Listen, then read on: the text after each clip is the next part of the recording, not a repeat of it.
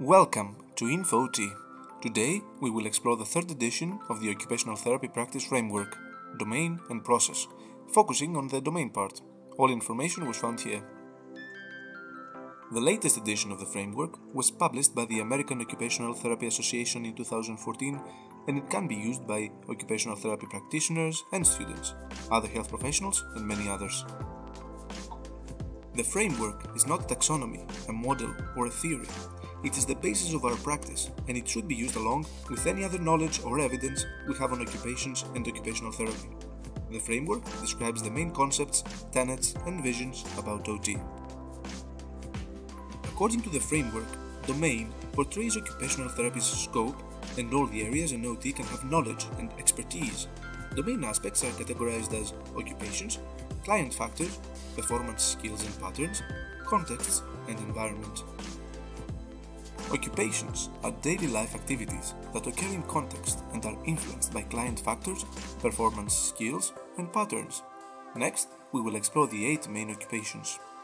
Activities of daily living are called for short ADLs, and we may encounter them as basic activities or personal activities of daily living. ADLs include bathing and showering, toileting and toilet hygiene, dressing, swallowing and eating, feeding, functional mobility, personal device care, hygiene and grooming, and sexual activity. Instrumental activities of daily living are also called IADLS. Instrumental activities are care of others and pets, child rearing, driving and community mobility, communication, home, financial and health management, meal preparation and cleanup, safety and emergency maintenance, religious and spiritual activities, and shopping. Rest and sleep includes sleep preparation and participation, and rest. Education includes formal educational participation, informal personal educational needs, and participation.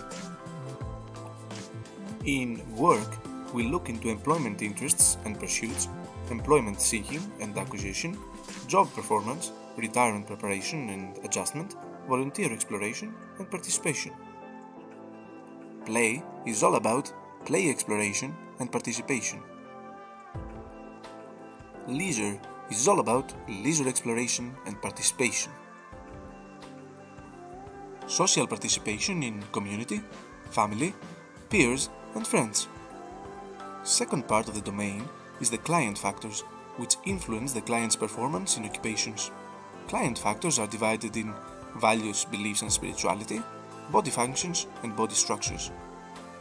Values are about commitments derived from culture, what is good or right. Beliefs are cognitive content believed as true by the client.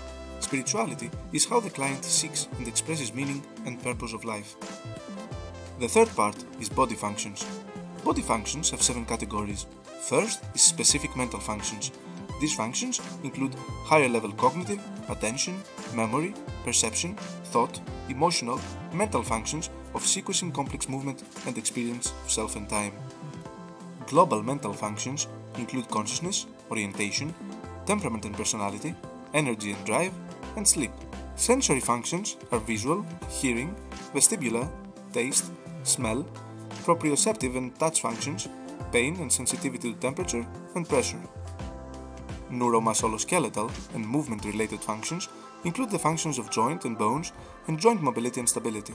Muscle functions are about muscle power, tone, and endurance. Movement functions include the motor reflexes, involuntary and voluntary movements, and gait patterns. Cardiovascular, hematological, immunological, and respiratory functions, voice and speech functions, skin-related functions. Moving on, we encounter the body structures. Body structures are all the systems that work together, like the nervous system, structures related to movement, and more. Fifth part of the domain is the performance skills.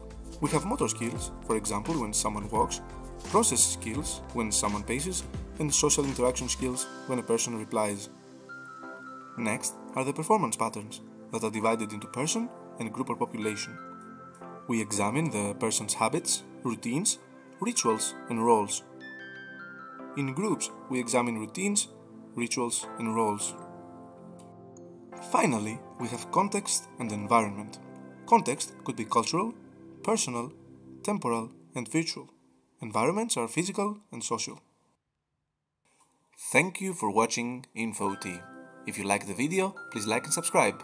Tune in for more next week.